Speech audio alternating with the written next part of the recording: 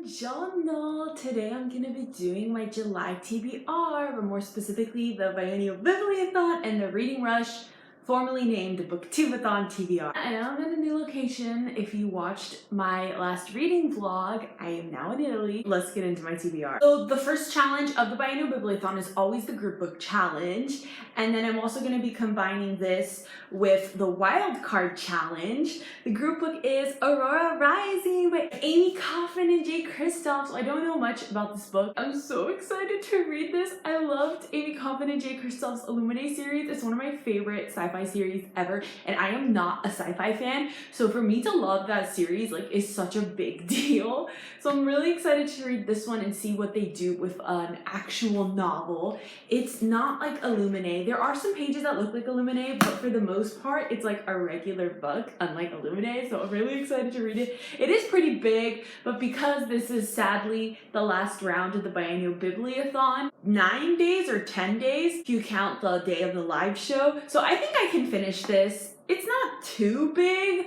and also Amy Kaufman and Jay Kristoff, I usually can't put their books down, so I'm really excited to read this. The next challenge is to read an adult book. Now, I do not read a lot of adult books, so this was difficult, but I decided on reading The Bright Test by Helen Huang.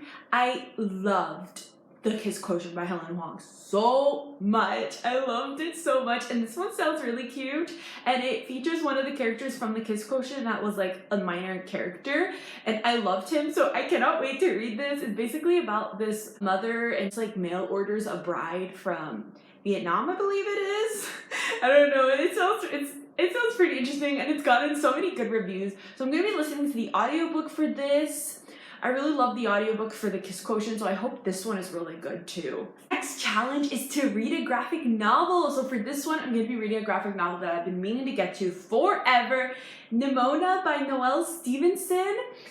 I've heard nothing but good things about this book. This is one of those books that people always say that if you're trying to get into graphic novels, read this one because it's amazing. One of my best friends recently read it and was raving about it constantly and was like, you need to read it and also listen to the audiobook, because apparently they made an audiobook for a graphic novel, which is really weird, but my friend said the graphic novel had a full cast and had sound effects and was amazing, so I am definitely going to be reading and listening to the audiobook at the same time. I think it's going to be such an amazing experience. It looks so cute, and I have no idea what this book is about. I assume it's fantasy based on the cover, and I'm just going to go in blind. Next two challenges I'm combining. Read a book that you got based on its cover, and read an author you've never read before. For this, I'm going with A Match Made in Mehendi by Nadini Bagpai. So I've never read from this author before. She's not a debut author. I guess for YA, technically she's a debut author, but because I think she's written middle grade before. Definitely was interested in this book first and foremost for its cover, and yes, this is an ARC. It comes out in September. It was one of the books that was listed. That novel was giving them away, and I saw the cover and it was so cute. I'm like, what is that book? I want it. And so I read the description and it sounded so cute. It's basically like a contemporary romance about this girl who creates this dating app, and she turns into like a matchmaker for everyone. It just sounds really cute, and I love the cover, but definitely this book drew me in because of the cover first. So I cannot wait to read this. The next challenge is to read a book that you're really excited for, but you never picked up. I'm trying to do a lot of these reading challenges and not try to double up because it is a longer bibliothon, so I feel like I can read more books. This is also a pretty easy challenge to fulfill. To Make Monsters Out of Girls by Amanda Lovelace. I've been meaning to read her non-poetry collection, that's The Princess Saves Herself in this one. I love The Princess Saves Herself in this one, and The Witch Doesn't Burn in this one. I love that poetry collection. Meaning to pick up her other poetry collection series, and I've never done it. And I believe this book is only 100 pages and it's poetry, so I'm pretty sure I can read this in an hour. So it's definitely perfect for a readathon. I'm pretty sure I'm gonna love it because I love all of Amanda Lovelace's poems. The last challenge is to read a host 5-star recommendations. I'm always nervous when they do read a host 5-star recommendations challenge because I'm always scared that there's gonna be a book that's gonna be a book out of them that I care. But I was really happy that Kaz from Little Book Owl chose Codename Verity by Elizabeth Wayne, which is one of my all-time favorite books. I love this book so much. I read it years ago, I believe in like 2012 or 2013. It's been a long time, and I've been meaning to reread this book forever because when I first read it, I loved it so much, and I felt that it could be a modern classic because that's how good it was. I haven't reread it since, so I'm really excited to be rereading this book because I love it so much. And I'm also using this for the other 5-star read challenge, which is to read a book that's predicted to be a 5-star read. I mean, I already read this book, I loved it, so obviously it's gonna be a 5-star read when I reread it. Those are all the books I want to read for the Biennial Bibliothon. I'm super excited and so sad that the Biennial Bibliothon is coming to an end. I love the Biennial Bibliothon so much. It was the first readathon I ever participated in, and it's my favorite readathon. I won last round, and I never thought that would happen. I always have such a great time doing all of the challenges, both reading and video challenges. I'm really sad it's gonna be ending, and of course I will be participating in the video challenges this round.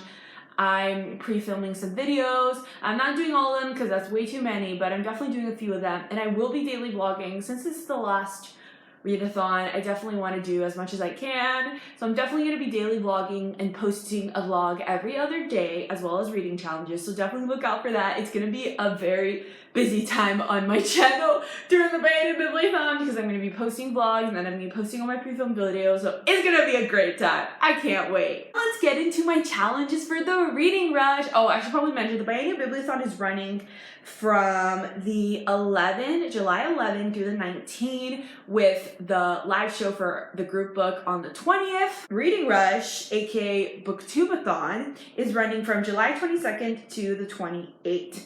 I'm really sad that they changed the name. I mean, the Reading Rush is fine. Booktubeathon was just such an iconic name. I understand that like the Y Ariel changed it and they talked about that. We should honor the fact that the Booktubeathon started on Booktube. There's not a lot of Booktube readathons. There really isn't. And now that the Biennial Bibliothon is ending, the Reading Rush / Booktubeathon is really the only one. I like the rebrand and everything, but I just prefer the Booktubeathon. Let's get into my TBR. So this readathon is not 9 days, so I'm not going to be reading a ton of books. 6 books for the Biennial Bibliothon, one of them being a poetry collection, one of them being a graphic novel, and one of them being an audiobook. So I have pretty good faith about that TBR. The first challenge for the Reading Rush, aka Booktubeathon, is to read something with purple on the cover.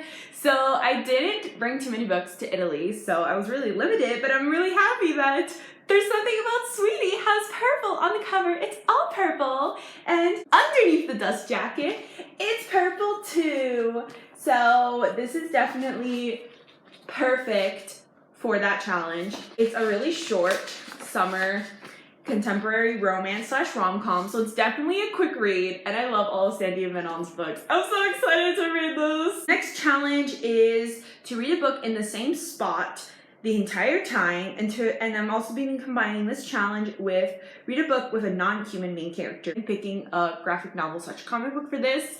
I'm gonna be reading The Adventures of Squirrel Girl Volume 2, Volume 1, I mean, Squirrel Power. I feel like reading a non-human character, superheroes count, right? I mean, they're not human, they have superpowers, so I feel like this is great for this challenge. It's also a short comic book, so perfect for the Booktubeathon. I'm really excited to read Squirrel Girl. I've never read Squirrel Girl before, but I've heard really good things about this superhero, and I've read some of the reviews on this volume, and a lot of people really loved it, so I'm really excited about it. I've been trying to get more into Marvel comic books, specifically female superheroes, and I've been having a great time. The next challenge is to read a book that you meant to read last year. For this, I'm going with Royals by Rachel Hawkins, or Prince Charming, which it was rebranded. Oh my god, I'm so happy that they rebranded this series. This cover is so ugly and plain. The new cover is so cute. I'm sure you know what I'm talking about, the Prince Charming cover with the beautiful illustrated people on the cover,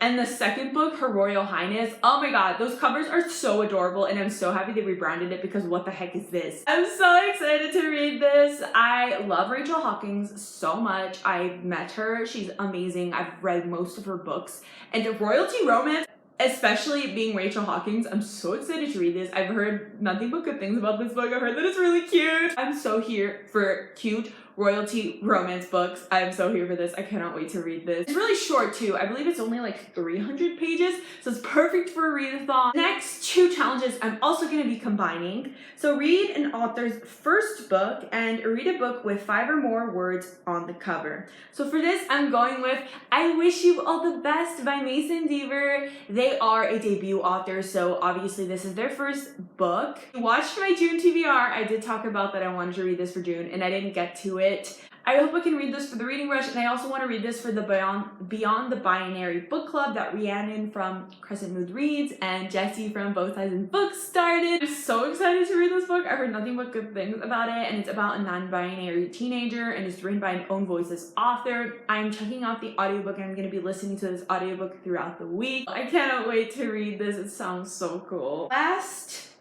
is read and watch a book to movie adaptation. So this one I really struggled with. Only so many book to movie adaptations, and the thing is, I usually, whenever a book to movie adaptation comes out, I usually read the book before I watch the movie. I've pretty much done that for almost every book to movie adaptation that I would care about. So this one was a struggle. And also to pick a book that is feasible to read in a week, struggle, but I ended up deciding on Ella Enchanted by Gail Carson Levi. I remember reading Ella Enchanted when I was like in 6th grade and I loved it, and I've watched the Anne Hathaway movie like a bajillion times. I love that movie so much. Anne Hathaway at her finest. I love that movie. I do remember that the book is so different from the movie. I remember when I was reading it, I was like, whoa, this is so different. They changed so much in the movie. It's a 200-page middle grade novel, so I could definitely read this really fast, and I have read it before. That's all for my TBR. The readathons are 2 weeks of the month, and then I'm going to be preparing for the Biannual Bibliothon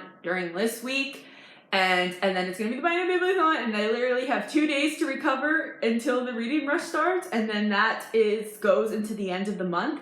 So I'm pretty sure these are most likely going to be the only books I read during July. So here's my July TBR. Comment down below if you're also doing these readathons, the Biannual Bibliothon and the Reading Rush, what you're reading for that. Social media links are all down below, my Twitter, my Bookstagram, my Goodreads. Arrivederci!